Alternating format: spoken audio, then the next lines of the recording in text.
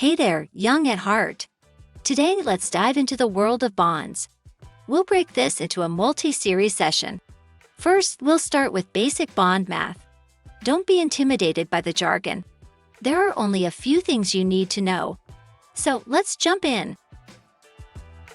First and foremost is duration.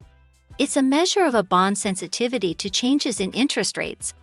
Think of it as the average time it takes for you to receive the bond's cash flows, like coupon payments and the final principal payment. The higher the duration, the more the bond's price will react to changes in interest rates. So, longer duration bonds can have larger price changes compared to shorter duration ones when interest rates move. Now, why do bond prices go down when yields go up? Well, when interest rates rise, new bonds offer higher coupon rates, which makes them more attractive to investors. As a result, the demand for existing bonds decreases, causing their prices to fall until their yields become competitive with the new bonds. Now look at some formulas. Macaulay duration is the most commonly used measure for calculating duration of a bond. Although duration adjusted for optionality is what will be used in most bonds that have call or put options embedded, that will be a separate topic of discussion. Modified duration adjusts the Macaulay duration to reflect the percentage change in bond price per a given change in yield. As you can see, that price is inversely related to the yield in this formula. Next, let's look at the primary driver of interest rates, which most macro analysts talk about all the time. The RBI decisions on the repo rate have significant implications for the bond market. Investors should carefully monitor monetary policy announcements to assess the impact on their bond investments.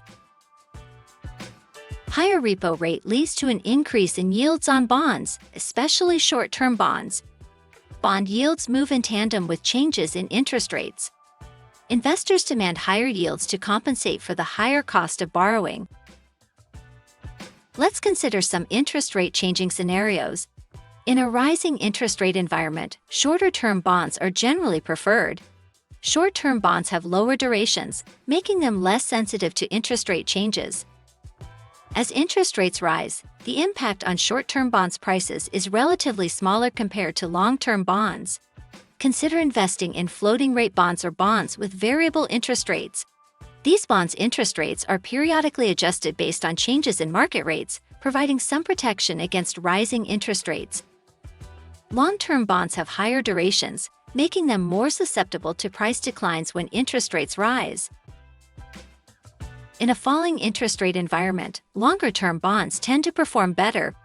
As interest rates decrease, existing longer-term bonds with higher fixed coupon rates become more attractive, leading to potential capital gains.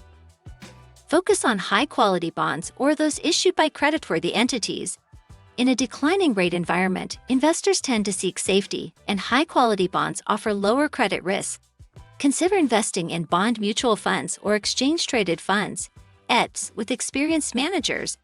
Bond funds can provide diversification and professional management of your bond portfolio. Be cautious of callable bonds that issuers can redeem before maturity. In a falling rate environment, issuers may choose to call back bonds and issue new ones at lower interest rates, potentially leaving investors with reinvestment risk.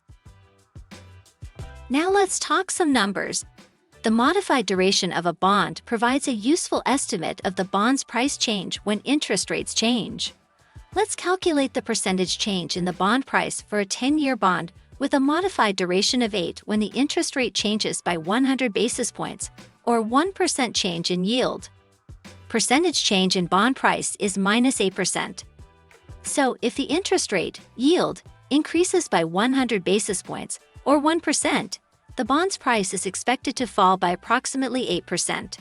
Conversely, if the interest rate, yield, decreases by 100 basis points, or 1%, the bond's price would be expected to rise by approximately 8%.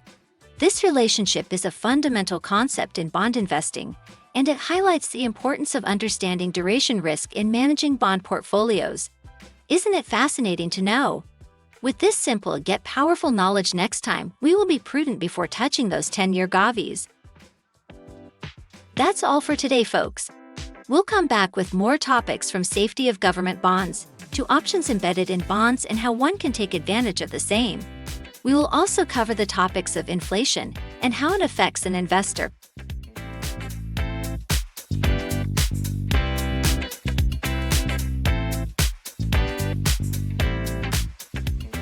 9. What is the correlation between bonds and stocks?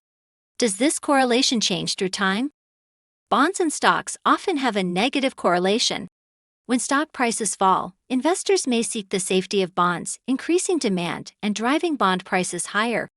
Conversely, in times of economic growth, stocks tend to outperform bonds, leading to a negative correlation.